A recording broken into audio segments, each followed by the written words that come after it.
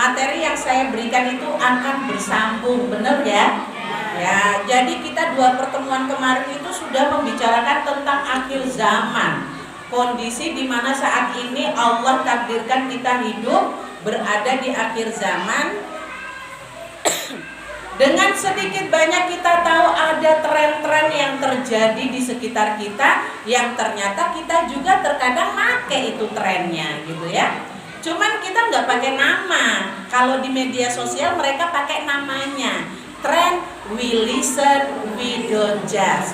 Trend free child. Itu ada kayak gitu ya. Jadi mudah-mudahan dengan pengetahuan kita bahwa dalam hal ini kita ternyata itu ada tren kayak gitu di akhir zaman yang rupa-rupanya dia tidak sesuai dengan, kalau dipakai secara berlebihan maka dia akan jadi melanggar syariat Allah, ya kan? Nah, untuk kesempatan kali ini karena saya menyesuaikan dengan permintaan dari takmir, saya dikasih waktu 4 kali pertemuan. Bosan gak, Bu? Pokoknya udahlah, terima aja nasib ya, Bu. Ini ibu lagi ya, sudahlah. Terima aja dah, Bu, ya. Insya Allah dalam hal ini, dalam 2 pertemuan ke depan nanti, saya ingin menyampaikan tentang solusi, Bu. Kalau kemarin mungkin secara garis besarnya ya, saya kasih tahu permasalahannya apa yang terjadi saat ini, kemudian anak-anak kita juga seperti apa, terus solusinya seperti apa. Nah, kali ini saya benar-benar hanya ingin membahas tentang solusinya. Solusinya sebenarnya tuh ada di depan mata kita, cuman terkadang kita melalaikan, ya. Kita melalaikan apa yang sudah Allah kasih sebagai solusi dalam kehidupan ini. Solusi untuk menjadi hamba Allah yang tetap berpegang pada syariat Allah. Ibu-ibu yang dirahmati, bapak-bapak juga deh, ada bapaknya. Bapak-bapak dan ibu-ibu yang dirahmati Allah, ya. Saya sekedar ingin menghangatkan kembali ingatan kita tentang persoalan akhir zaman, ya. Kemarin kita sudah bicara itu, ya. Benar ya, Bu? Bahwa kita itu menghadapi akhir zaman yang tantangannya Masya Allah. Di antaranya itu adalah kemerosotan moral dan akhlak. Betul? Sudah terjadi, Bu? Iya, sekarang sudah tidak malu lagi ketika orang-orang itu dalam rumah tangga mencari yang namanya gayung pink. Nah, jenengan mesti ngerti ini. Nah, ya tak? Ngerti tak gayung pink? Hah? Iki. Ini makanya Bu Nida datang untuk menyampaikan tentang gayung pink. Ya. Jadi gayung pink ini adalah Will, wanita idaman lain. Nah, sekarang itu dalam rumah tangga sudah tidak ada lagi rasa malu, ya, untuk melakukan hal-hal yang melanggar syariat Allah. Salah satu di antaranya gara-gara HP ini, Bu. Di HP ini kalau mau tahu setiap hari berseliweran cewek-cewek cantik dan seksi, ya. Begitu juga dengan wong lanangnya, do seksi, do potok-potok. Potok-potok. Kekar maksudnya ya, kekar. Nah, sekarang itu gampang untuk melihat gambar itu, nek biyen kan ora ya, Bu. Iya ora. Palingnya cuma di kalender ya toh. Ada foto apa artis, cuman paling di kalender kita bisa lihat cewek cantik atau cowok ganteng. Ning saiki tinggal buka HP, Bu, ono segala macam rupa. Pokoknya mau yang model apa ada. Hitam, kuning, coklat, ono semua. Ya. Nah, sekarang orang udah nggak malu-malu. Kalau misalnya ngeliat saya kalau nyekrol TikTok, Bu, ngeliatin komentar, itu kadang istighfar. Istighfarnya apa? Bahkan perempuan yang sudah bersuami bisa-bisanya mengidamkan laki-laki yang dia lihat. Gitu loh. Sudah nggak malu, Bu. Bahkan itu dianggap sebagai lelucon. Ya, dianggap sebagai lelucon. Nggak masalah. Saya menyampaikan bahwa saya kepengen menjadi perempuan dia yang lain. Mas, aku tunggu di semak-semak kayak gitu tuh banyak itu, Bu. Sudah tidak malu. Ya, ini maaf saya memang agak agak vulgar ya, karena kita nggak bisa nutupin Bu. Jenengan mungkin risih dengernya, anak kita udah enggak Bu, karena mereka tiap hari buka. Ya, ini biar jenengan tahu bahwa seperti itulah pergaulan di media sosial. Ada musibah, ada kecelakaan, apa jawabannya? Sudahlah, cuman ditinggalkan ibu kok nangis, itu tidak akan membuatmu miskin. Orang kehilangan, misalnya dia dirampok, mobilnya dibegal ya, mobilnya diambil, sudahlah, hanya mobil tidak akan membuatmu miskin. Empatinya hilang sekarang itu. Dan mereka menganggap itu sebagai lelucon, candaan. Inilah fenomena akhir zaman. Ya. Ini orang tua perlu paham. Jangan-jangan anak kita juga terkadang nanti akan terlontar. Allah min kayak gitu. Nah ini, min kayak gitu. Itu sudah menghilangkan empati. Ya. Kemudian yang kedua apa? Godaan harta dan dunia. Betul? Harta tahta wanita istilahnya apa kayak gitu.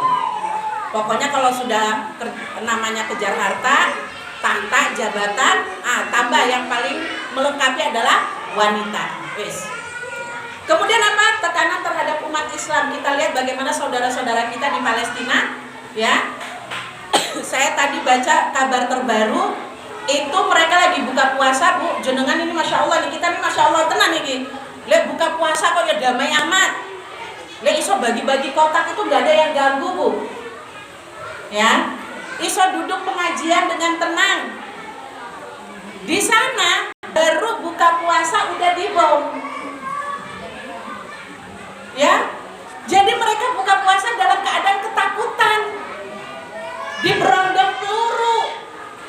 Itu saudara kita tuh di Palestina tuh.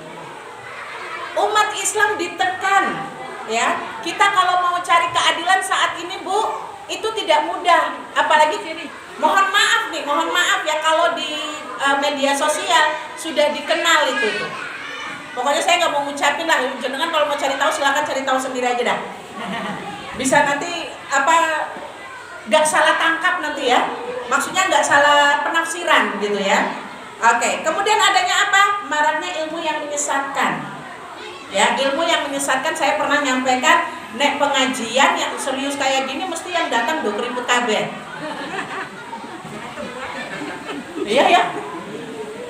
Yang kenceng nggak ada, yang kenceng itu nanti yang sholawatan yang ada jogetnya itu pasti ada tuh. Rame, ya. Seperti itu. Saya pernah nyampaikan itu ya. Ilmu-ilmu yang menyesatkan itu tersebar luas dan sayangnya banyak umat kita yang terjerumus karena nggak punya ilmu, akhirnya ikut-ikutan. Berikutnya apa? Melemahnya ukhuwah Islamiyah. Sekarang itu kita kalau misalnya ada persoalan, asal bukan kita masih tetap ya wes lah, sing penting bukan aku. Ya, yang penting aku baik-baik saja. Yang penting keluargaku nggak terkena. Wes nggak apa-apa lah, yang lain mau susah payah kayak apa terserah. Kurangnya ukhuwah Islamiyah. Yang berikutnya, meningkatnya kemalasan dalam beribadah. Ini terasa banget ya Bu. Anak-anak yang kita perintah sholat langsung jalan gak Bu? Gak usah anaknya, bisa jadi bapaknya ibunya juga mau, ya kan? Untuk masalah ibadah, kalau mungkin orang-orang tua, mungkin iya masih bisa kita temui mereka taat dalam ibadahnya. Mau datang pengajian, mau sholat sunnahnya ditambah, ya kan? Tapi anak muda Bu, begitu assalamualaikum, hilang.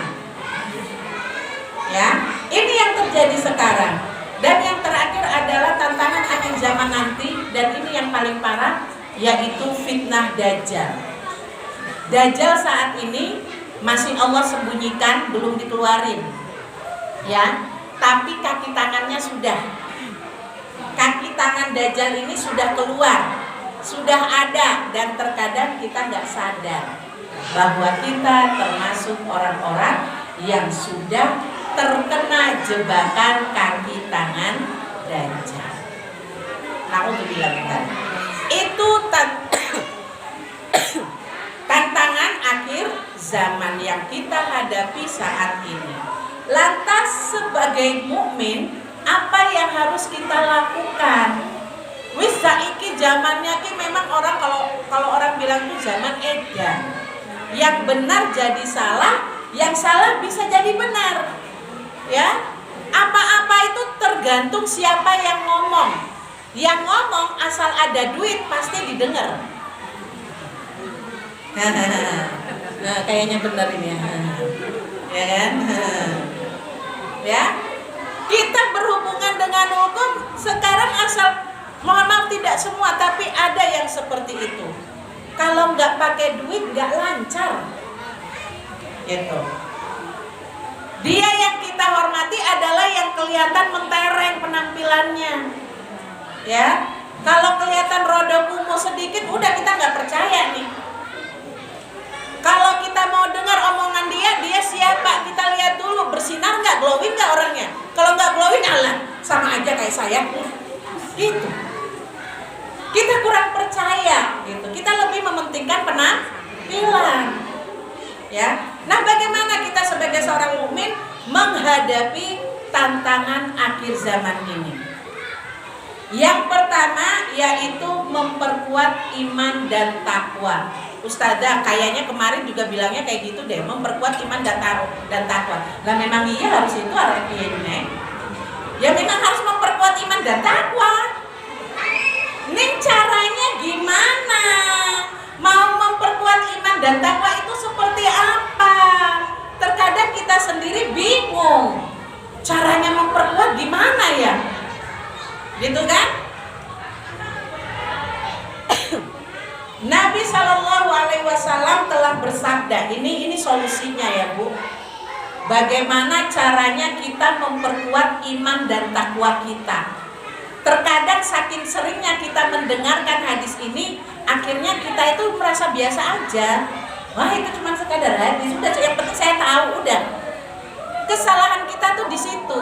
Padahal ilmu yang sudah sampai kepada kita wajib kita itu aplikasikan dalam kehidupan kita. Nek enggak nantinya akan dipertanggungjawabkan di hadapan Allah. Oh ya Allah, aku nggak tahu apanya. Wong kowe iki sering waktu Ramadan kemarin datang terus pengajian toh. Lah kok iso ora ngerti piye? Kena Bu. Ya. Jadi nggak ada alasan bilang saya nggak tahu. Matamu, telingamu, badanmu yang normal itu kamu apakan? Kok iso ora ngerti? Nabi SAW bersabda, ya, taraktu fikum amrayni lan tadillu ma tamassaktum bihima, ya. Telah aku tinggalkan kepada kamu dua perkara, yaitu yang kamu apabila berpegang kepada keduanya nggak akan tersesat selamanya. Kitaballahi wa sunnata rasulih, yaitu kitabullah dan sunnah Rasulullah. Tahu ya Bu? Sudah tahu ya dalilnya ini, caranya kita berpegang kepada untuk memperkuat iman dan takwa. Udah tahu dalilnya ya Bu? Yaitu apa tadi?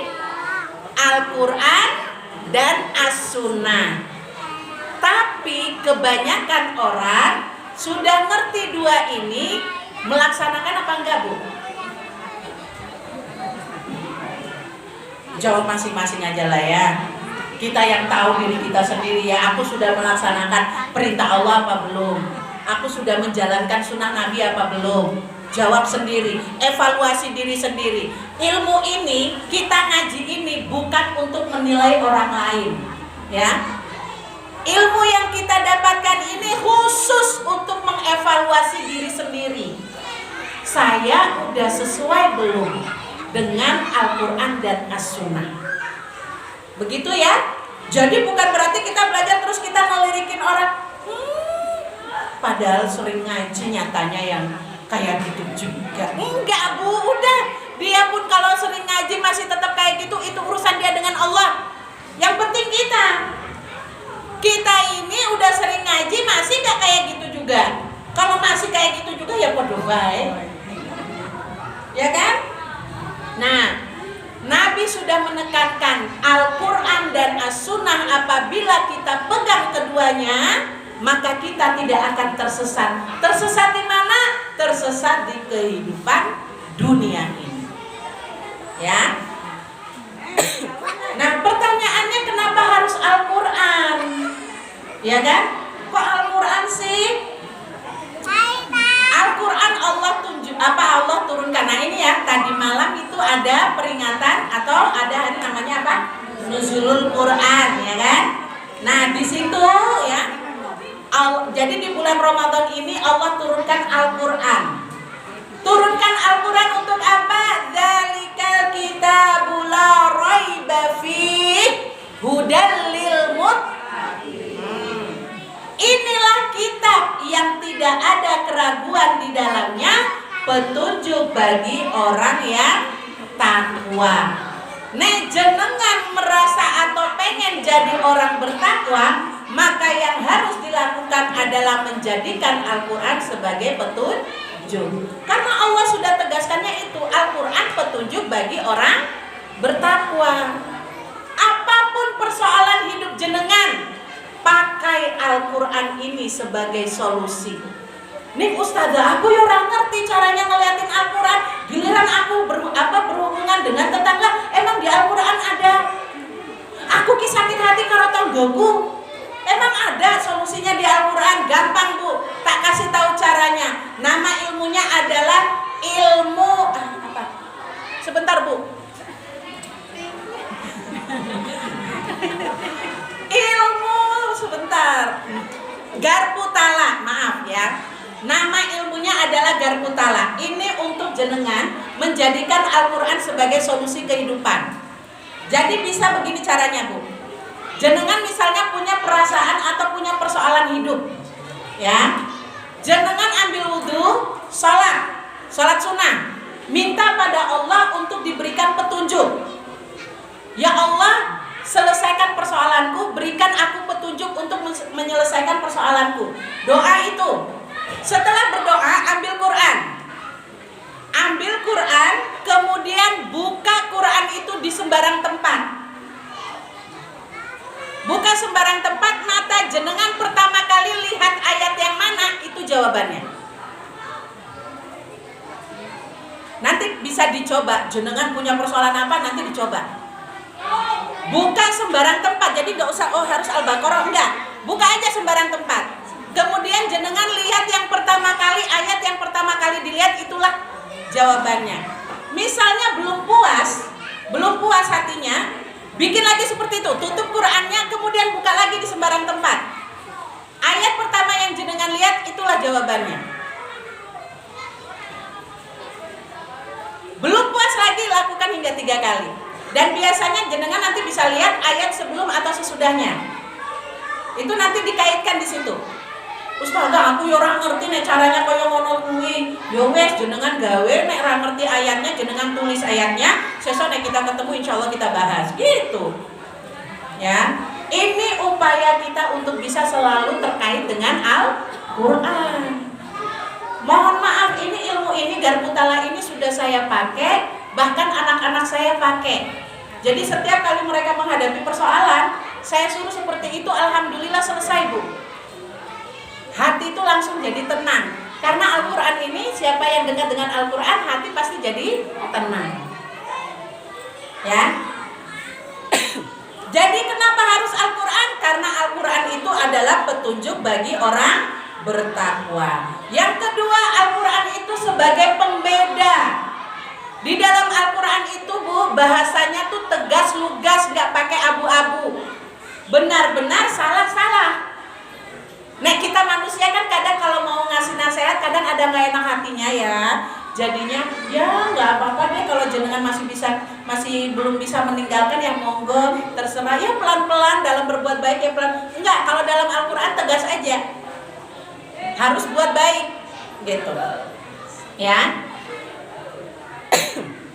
Kemudian Al-Qur'an, kenapa harus Al-Qur'an? Karena Al-Qur'an adalah petunjuk bagi manusia. Kalau tadi di awal itu lil muttaqin, petunjuk bagi orang-orang bertakwa, yang ini bagi manusia berarti umum. Mau dia kafir, mau dia mukmin, asalkan dia lihat Al-Qur'an, dia baca, pasti akan kena. Banyak ya orang gara-gara baca Al-Quran langsung masuk Islam, dapat hidayah. Karena memang Al-Quran ini petunjuk bagi manusia. Ya, pernah? Jadi ibu-ibu, dalam kehidupan ini kita punya solusinya apa, Bu? Apapun persoalan kita pakainya apa? Al-Quran, gak boleh yang lain ya. Kenapa kok gak boleh yang lain? Dulu pernah di zaman Rasulullah itu Umar bin Khattab datang menemui Rasulullah.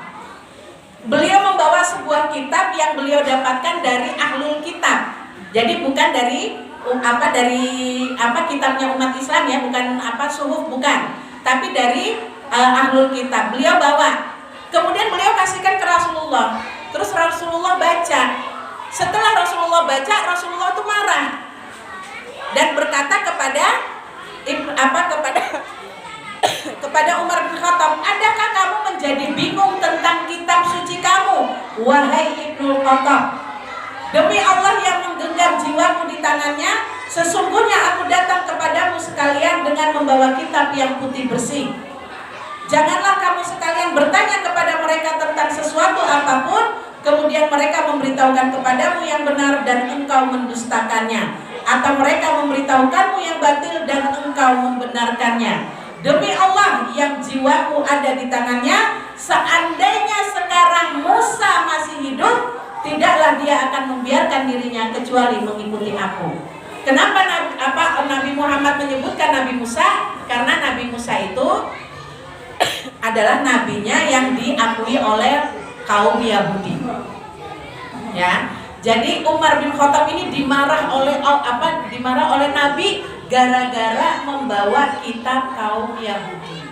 Untuk apa? Melihat hukum-hukum mereka dan mengambil pelajaran dari situ. Maka Nabi bilang, ngapain kamu bawa ini tuh barang? Sementara ada aku, ada Al-Quran. Gitu.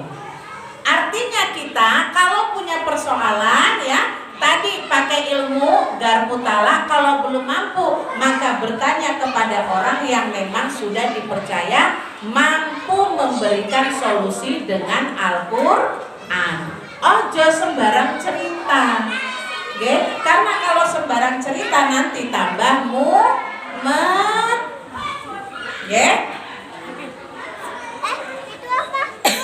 Maka yang perlu diingat dalam kehidupan ini, solusi kita untuk menjadi lebih dekat kepada Allah adalah jadikan Al-Quran sebagai harga mati.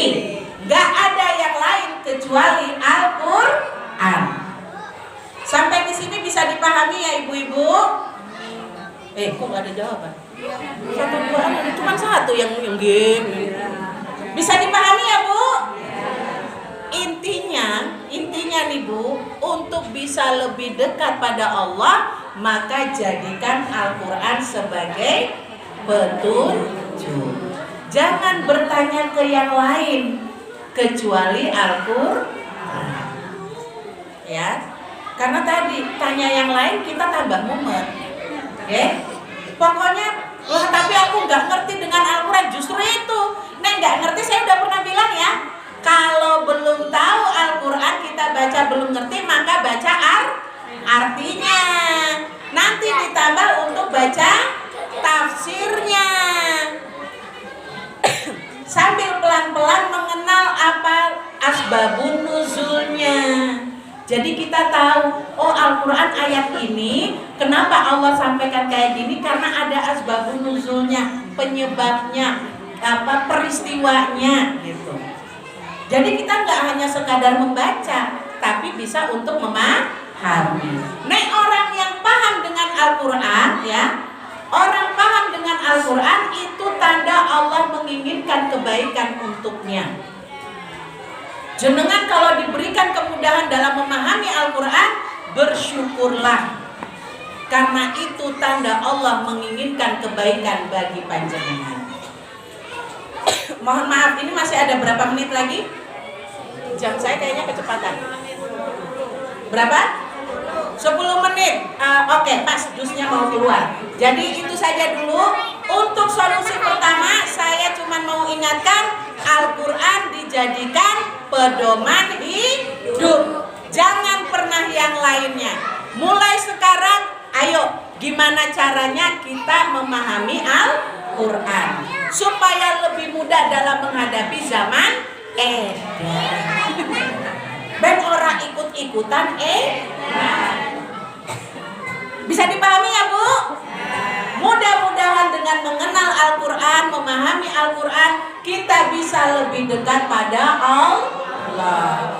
Insya Allah untuk solusi yang lain saya lanjutkan berikutnya. Oke? Tetap stay tune. Besok datang lagi ya Bu. Ingat ini baru solusinya baru satu loh ya. Untuk yang berikutnya insya Allah pertemuan berikutnya. Oke? Saya akhiri. Aku qouli hadza astaghfirullahaladzim wa astaghfirukum. Billahi taufiq wal hidayah. Assalamualaikum warahmatullahi wabarakatuh. Tadi nggak ada yang nutup, ya udah ya Bu, kita akhiri dengan doa kafaratul majelis.